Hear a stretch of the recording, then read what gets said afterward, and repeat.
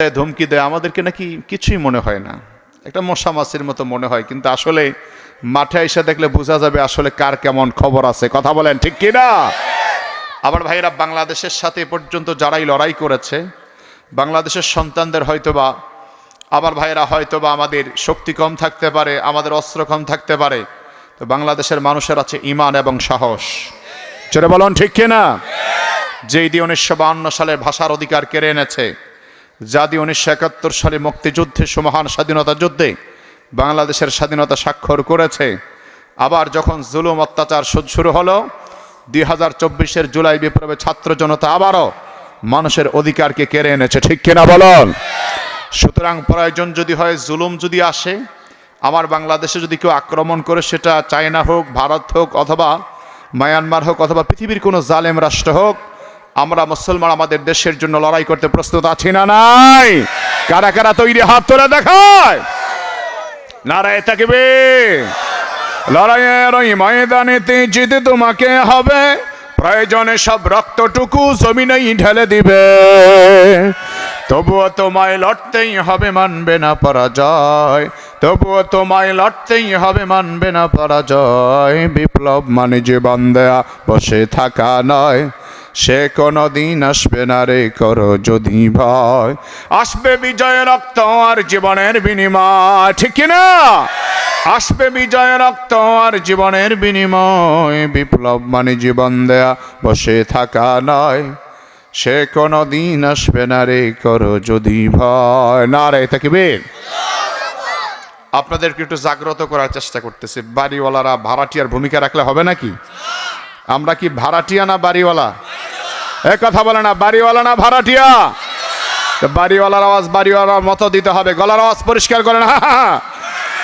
সব ধরনের যত ধরনের আংটা মাংটা আছে সব ছাড়েন, দুই হাত উঁচা করেন, দুই হাত আমার মতো এইভাবে হাত মুষ্টিবদ্ধ করেন। নারায়ে তাকবীর। এই না সাহসী মায়ের সন্তানেরা, আল্লাহ কবুল করে বলেন আমিন। আমাদের আওয়াজ যতদূর পর্যন্ত যাচ্ছে, আল্লাহ সব ভাইদেরকে আসার তৌফিক দান করুন।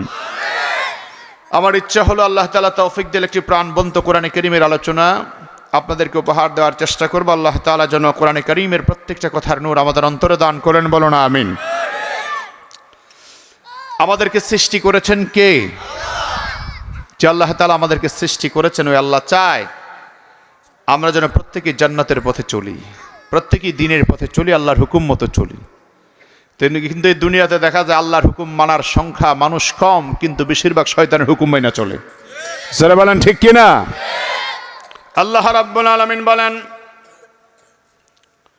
ও পৃথিবীর মানুষেরা, পৃথিবীর ঈমানদারেরা, দুনিয়ার জমিন আমি আল্লাহ তাআলা তোমাদের যাদেরকে পাঠিয়ে দিলাম, আমি আল্লাহ তোমাদের সবাইকে আবার জান্নাতের পথে ডাকলাম, জান্নাতের পথে আহ্বান করলাম। সুবহানাল্লাহ। রাব্বুল আলামিন পবিত্র কোরআনে বলেন, আল্লাহু ইয়াদউ ইলা দারিস সালাম।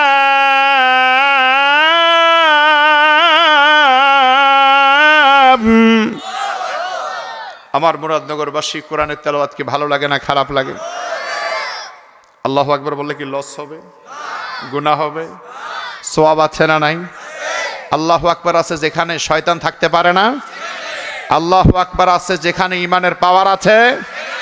তাহলে কি আল্লাহু আকবার বলা যাবে তো ইনশাআল্লাহ? আল্লাহ রাব্বুল আলামিন বলেন, ওয়াল্লাহু ইয়াদউ ইলা দারিস সালাম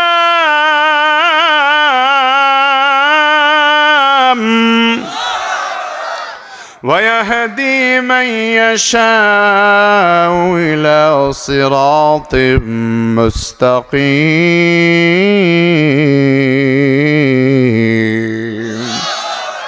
আল্লাহ বলেন, দুনিয়ার মানুষেরা, আল্লাহু ইয়াদউ ইলা দারিস সালাম, আমি আল্লাহ তাআলা তোমাদেরকে জান্নাতের দিকে ডাকি, জান্নাতের দিকে আল্লাহ আমাদেরকে ডাকেন। আল্লাহ বলেন, যারা জান্নাতের পথে চলতে চায়, জান্নাতের পথ অনুসরণ করতে চায়, ওয়াহদি মান ইয়াশাউ ইলা সিরাতিম মুস্তাকিম, তাদেরকে জান্নাতের পথে উঠায়া দেন কে? আমার বন্ধুগণ, বান্দা যখন জান্নাতের পথে চলতে চায় তাকে জান্নাতের রাস্তা দেখা দেয় কে? এই জন্য আল্লাহর হাবিব বলেন, বান্দা তুমি যখন জান্নাতের দিকে আগাও, ইযা তাকাররাবা ইলাইয়া আবদি শিবরান তাকাররাবতু ইলাইহি যিরাব। বান্দা যখন জান্নাতের দিকে আগায় যায়, জান্নাতের পথে কদম দিয়ে দেয়, আল্লাহ রাসূল বলেছেন হাদিসে, হাদিসটা আল্লাহ রাসূলের জবান থেকে বের হয়েছে, কিন্তু কথাটা আল্লাহ তাআলার, হাদিসটা হাদিসে কুদসি। যেই হাদিস আল্লাহ তাআলা বলেছেন কিন্তু নবীজির জবানে বলেছেন, ওই হাদিসকে বলা হয় হাদিসে কুদসি। আল্লাহ বলেন, ইযা তাকাররাবা ইলাইয়া আবদি শিবরান তাকাররাবতু ইলাইহি যিরাব। বান্দা যদি জান্নাতের দিকে এক বিঘত আগায়, এক বিঘত আগায়, আল্লাহ বলেন তাকাররাবতু ইলাইহি যিরা, আমি আল্লাহ বান্দার দিকে জান্নাতের জন্য এক বিঘত আগায় যাই। সুবহানাল্লাহ। বান্দা যদি জান্নাতের দিকে এক বিঘত আগায়, আল্লাহ বলেন আমি আল্লাহ জান্নাত নিয়া বান্দার দিকে এক গজ আগায় যাই। ওয়া ইযা তাকাররাবা ইলাইয়া আবদি যিরান তাকাররাবতু ইলাইহি বাআ। বান্দা যদি জান্নাতের দিকে এক গজ আগায়, আমি আল্লাহ জান্নাত নিয়া বান্দার দিকে দুই গজ আগায় যাই। আল্লাহ বলেন, ওয়া ইযা আতানি মাশা'আন আতাইতুহু হারওয়ালাতান। বান্দা যদি জান্নাতের দিকে হাঁটতে শুরু করে দেয়, আমি আল্লাহ বান্দাকে জান্নাত দেওয়ার জন্য দৌড়াইতে আরম্ভ করে দেই। সুবহানাল্লাহ। আমার বন্ধুগণের জন্য জান্নাতের দিকে যারা এক বিঘত আগায়, আল্লাহ জান্নাত নিয়ে এক গজ আগায়। যারা জান্নাতের দিকে এক গজ আগায়, আল্লাহ জান্নাত নিয়ে দুই গজ আগায় যায়। যারা জান্নাতের দিকে হাঁটতে শুরু করে দেয়, আমার আল্লাহ বলেন আমি আল্লাহ জান্নাত নিয়ে দৌড়াইতে আরম্ভ করে দেই। চিল্লা বলেন আল্লাহু আকবার। তার মানে আল্লাহ তাআলা চায় বান্দা যেন জান্নাতের দিকে আগায়, জান্নাতের দিকে যায়। আল্লাহ তাআলা কখনো চায় না পৃথিবীর একটা বান্দা, একটা বান্দি জাহান্নামে যাক। এটা আল্লাহ চায় না, এটা আল্লাহ চায় না।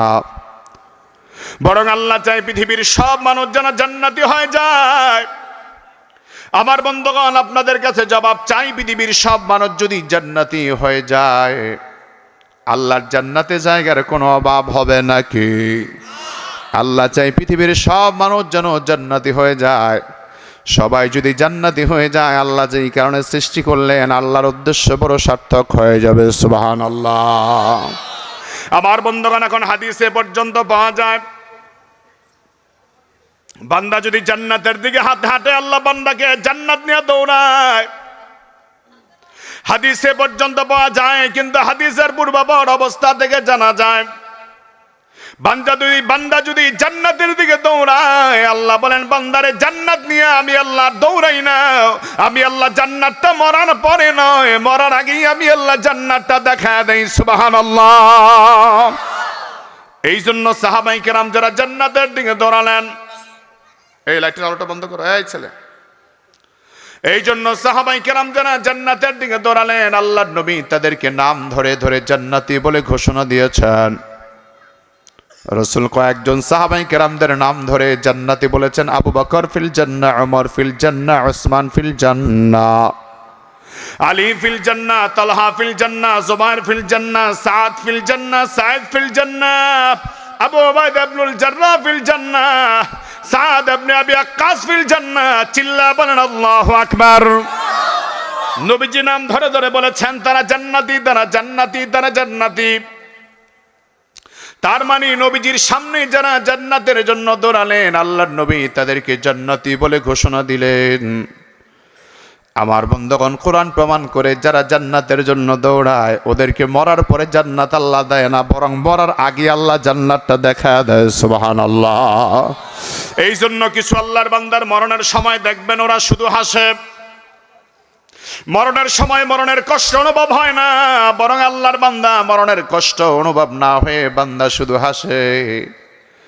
লোকেরা কই উনি হাসতেছে, ব্যাপারটা বুঝলাম না, কারণ উনি আসলে মরণ দেখে না, উনি আল্লাহর জান্নাত দেখে হাসতেছে। সুবহানাল্লাহ। আমার বন্ধুগণ, আল্লাহ কোরআনে বলেছেন জান্নাতের জন্য যারা দৌড়ায়, আল্লাহ তাদেরকে জান্নাতটা দিয়ে দেয়।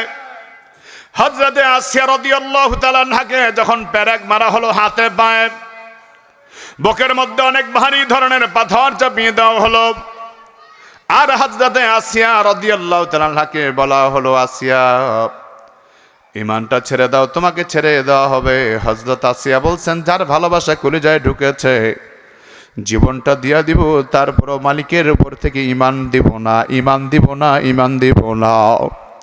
হযরত আসিয়া রাদিয়াল্লাহু তাআলা আনহাকে বেঈমানেরা হাতে পায়ের মধ্যে পেরেক মেরে দিল, বুকের উপর পাথর চাপা দিয়া রাখলো। হযরত আসিয়া রাদিয়াল্লাহু তাআলা আনহা দুনিয়ার জমিন থেকে বিদায় হয়ে যাবেন। এই মুহূর্তে আমার মালিক আল্লাহকে ডাক দিয়ে একটা আবেদন করলেন, রব্বি বিনিলি ইনদাকা বাইতান ফিল জান্নাহ ওয়ানাজ্জিনি মিন ফিরআউনা ওয়া আমালিহি ওয়ানাজ্জিনি মিনাল কওমিজ জালিমিন।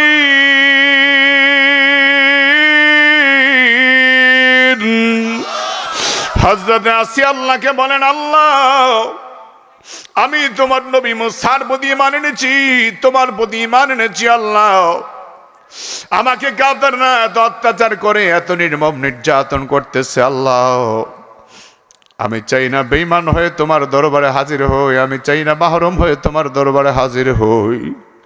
আয় আল্লাহ, এত নির্যাতন সহ্য করলাম, এত অত্যাচার সহ্য করতেছি। আল্লাহ আমি চাই মরণের আগে যখন আমার জানটা বের হয়ে যাবে মালিক, আমি চাই মরণের আগে তুমি আমার জন্য যে জান্নাতটা বানাইলা, তোমার জান্নাতটা আমি দেখব।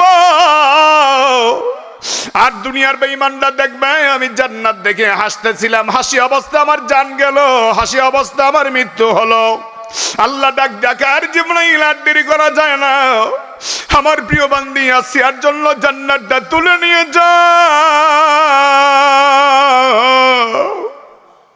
আমার আসিয়ার জান্নাতটা দেখা দাও, আমার আসিয়ার জান্নাতটা দেখা দাও। হযরত আসিয়া জান্নাত দেখলেন আর মুচকি হাসি দিলেন। আল্লাহ বলে, মালাকুল মউত আজরাইল, আর দেরি করা যায় না, জানটা কবজ করে নিয়ে যাও। মালাকুল মউত আজরাইল আলাইহিস সালাম জানটা কবজ করে নিলেন। আসিয়া মরে গেল, কিন্তু মুখের মধ্যে মুচকি হাসি ফুটে উঠেছে। তার মানে আমার বন্ধুগণ, বেঈমানরা বলতেছে, দেখো দেখো, এত নির্যাতনের পরেও, এত নিপীড়নের পরেও আসিয়া হাসতেছে, আসিয়া কাঁদে না, মন খারাপ করে না। তার মানে আসিয়া আমার ভাইয়েরা কানবে কেন? কারণ আসিয়া তো মরণ দেখতে পায় না, আসিয়ারে জান্নাত দেখা দিলেন কে? এ আমার বন্ধুগণের জন্য মরণ আমাদের একদিন হবে, মরণ ছাড়া কেউ থাকতে পারবো না, মরণ ছাড়া কেউ থাকতে পারবো না। এই জন্য আমাদের জীবনের স্বপ্ন এবং চিন্তা হলো, মরণ যদি হয় জান্নাতি মরণ আমরা চাই, ওই আসিয়ার মতো মরণ আমরা চাই, সাদ ইবনে আবি ওয়াক্কাসের মতো মরণ আমরা চাই, মুসআব বিন উমাইরের মতো মরণ আমরা চাই। মরব যখন তাহলে শহীদি মরণ আমরা চাই, কারণ বিড়ালের মতো মরতে চাই না, কুফরির মতো মরতে চাই না, আবু লাহাবের মতো মরতে চাই না। আমরা যদি মারা যাই শাহাদাতের মরণ আমরা চাই, ঠিক কিনা? এই তরুণ প্রজন্মের জন্য, যুবকদের জন্য মরণের ভূমিকা রেখেছেন আর শাহাদাতের নাজরানা পেশ করেছেন। যুবকদের জন্য আইডিওলজি রেখে গিয়েছেন। আমার ভাইয়েরা, বাংলাদেশের তরুণ ছেলে, যুবক ছেলে, যার নাম হলো শহীদ উসমান ইবনে হাদি, ঠিক কিনা? আমার বন্ধুগণ, ইনসাফের কথা বলেছেন। এই ছেলে মানুষের ভালোবাসায় এত বেশি হৃদয়ে পৌঁছে গেছে। ও আমার বন্ধুগণ, ইনসাফের কথা বলেছেন, জুলুমের বিরুদ্ধে কথা বলেছেন, ন্যায় নীতির কথা বলেছেন। ন্যায় নীতির পক্ষে কথা বলার কারণে, জুলুমের বিরুদ্ধে কথা বলার কারণে ওকে যখন হুমকি দেওয়া হলো, তোমার জন্য স্পেশাল একটা কফিন রেডি করে রাখবা, তখন সে জবাবে বলেছিল, আমার জন্য স্পেশাল কফিনের কোনো প্রয়োজন নাই, আমি হারাম খেয়ে মোটা তাজা হই নাই, হালাল রক্তের মাধ্যমে বড় হয়েছি, আমি সাধারণ একটা সিম্পল কফিনের মধ্যে মহান আল্লাহ তাআলার দরবারে হাসি মুখে মোলাকাত করতে চাই। এমন কথা বলল আল্লাহর বান্দা, ইনসাফের কথা বলল, তাকে জালেম বেঈমানরা হত্যা করলো। ও আমার মুসলমান, বাংলাদেশি ইতিহাস রেকর্ড হয়ে গেল। বেঈমানরা যদি মনে করে ওসমান হাদিকে হত্যার কারণে তারা সফল, তারা বড় ব্যর্থ, তারা ভুল মনে করলো। কারণ আমার ভাইয়েরা, ওসমান হাদি বাংলার যুবকদের মধ্যে এমন এক আগুন তৈরি করে দিয়েছে, যদি জীবন দেওয়া লাগে সত্যের জন্য জীবন দেব, বাতিলের সামনে কখনো মাথা নত করব না। রাজি আছো যুবক? কারা কারা যদি হাত তুলে দেখো। নারায়ে তাকবীর। কে স্লোগান দিতে চাইছো? দাও আল্লাহর নামে তাকবীর দাও। নারায়ে তাকবীর। তাকবীর দিতে কোনো ভয় আছে নাকি? আল্লাহু আকবার বললে কোনো সমস্যা আছে?